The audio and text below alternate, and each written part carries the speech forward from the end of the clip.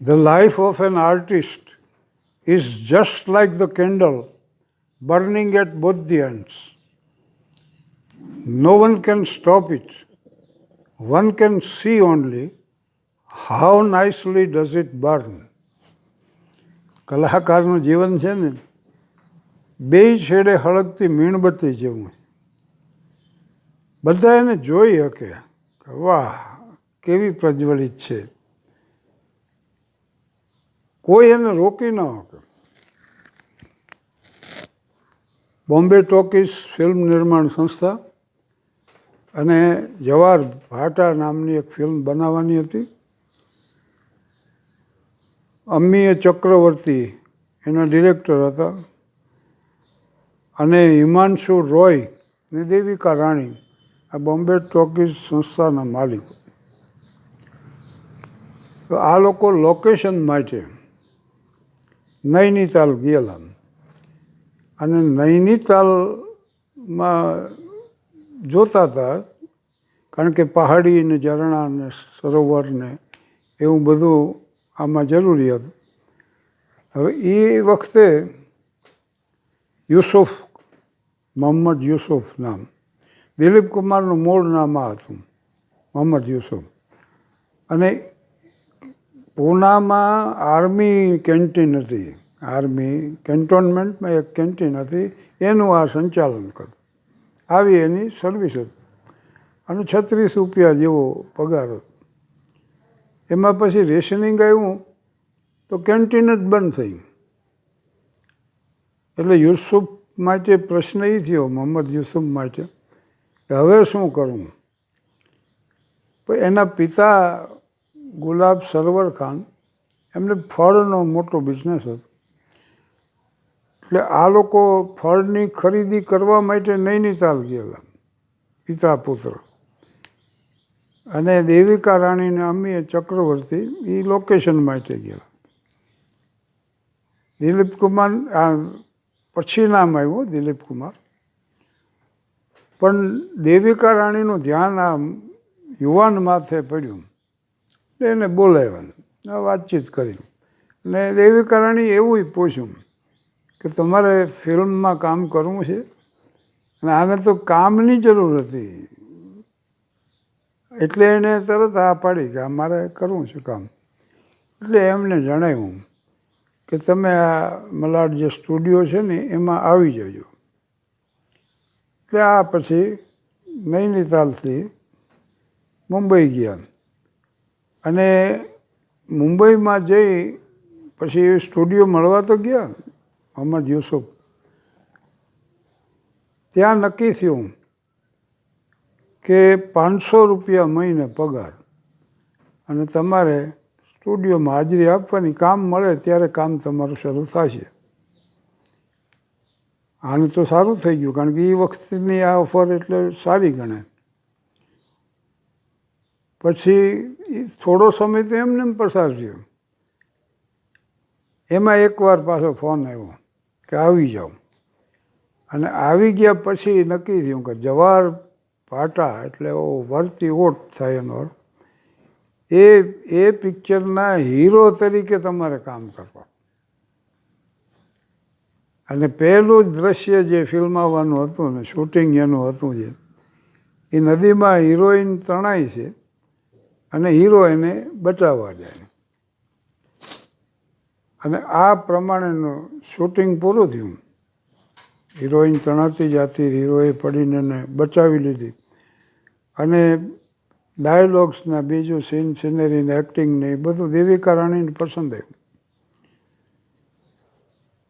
ત્યારથી શરૂ થયું આ પહેલું જ પિક્ચર જવાહર ભાટાથી ઠેઠ કિલ્લા સુધીની આખી કારકિર્દી, 60થી 62 ફિલ્મો.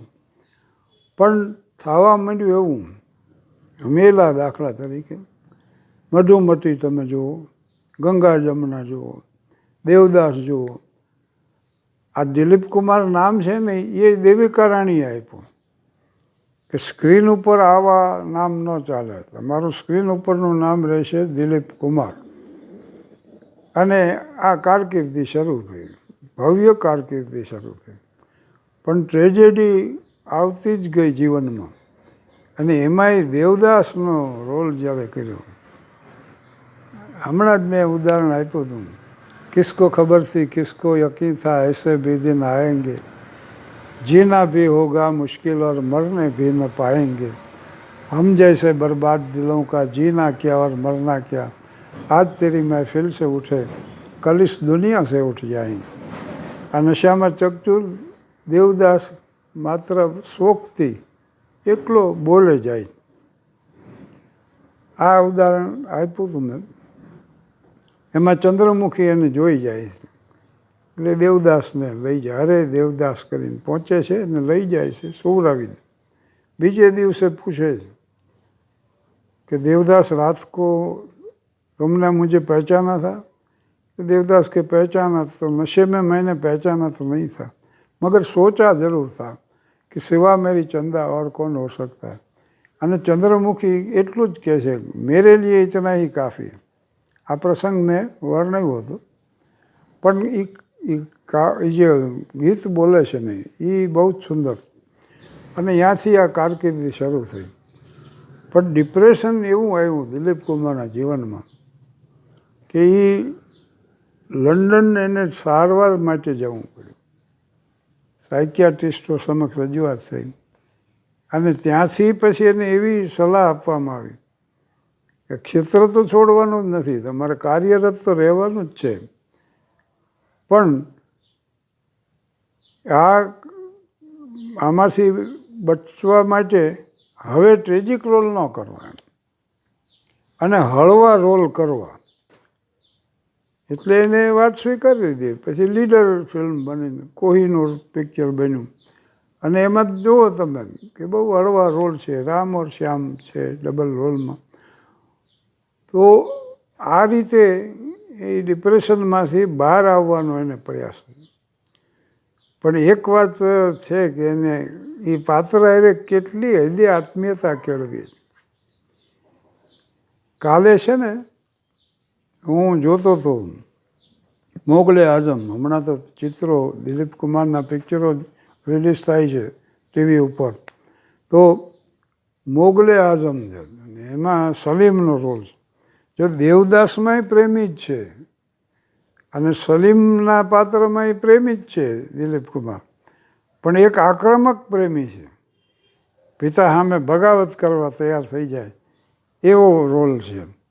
અને ઓલો પેસિવ છે એટલે એ માત્ર સહી લે છે એમ અને એના જીવનનો અંત લાગે. બેય રોલ એની અદ્ભુત રીતે ભજવે. પણ મોગલે આઝમ અને એમાંય પૃથ્વીરાજ કપૂર શહેનશાહ અકબર તરીકે આવે. કારકિર્દીની શ્રેષ્ઠ ભૂમિકા હતી. જેમ મધર ઇન્ડિયામાં નરગિસનો રોલ હતો, એક ભારતીય માતા અને એને એની લાગણી ને એના હૃદયના ભાવને એને જે મહેબૂબ ખાન સમજી ગયા અને એની પાસે ફિલ્મ બનાવી છે આવી મધર ઇન્ડિયા જેવી, એ હું બહુ ઓછા સમજી. ગામની બેન દીકરીઓના ચારિત્રનો સવાલ આવે કે એને ઉપાડી જવાનો પ્રયાસ જો દીકરોય કરતો હોય તો એને ભડાકે દઈ દેવો. બસ આ છે ભારતીય સંસ્કૃતિની બુનિયાદ છે. પણ નરગિસનો જે રોલ હતો, દિલીપ કુમારનો દેવદાસમાં જે રોલ હતો, દેવદાસનો તો સાયકલે કર્યો હતો રોલ, દિલીપ કુમારે કર્યો, વાંહે શાહરૂખ ખાને કર્યો.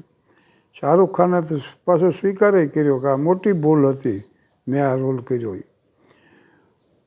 પણ મોગલે આઝમની હું તો વાત કરતો હતો.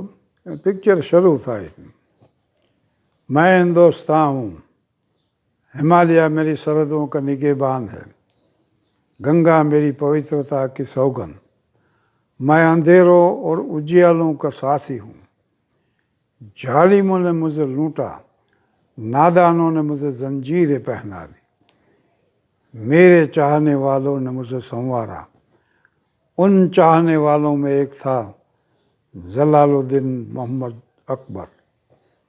અને તરત રાજસ્થાનને એની રેતીને યુગાડા પગે શહેનશાહ અકબર સૂફી સંત સલીમ ચિશ્તી સાહેબને મળવા જાય અને ત્યાં સંત સામે આરજુ રજૂ કરે शहनशाहों के शहनशाह अकबर को इस दुनिया में बेनाम न बना.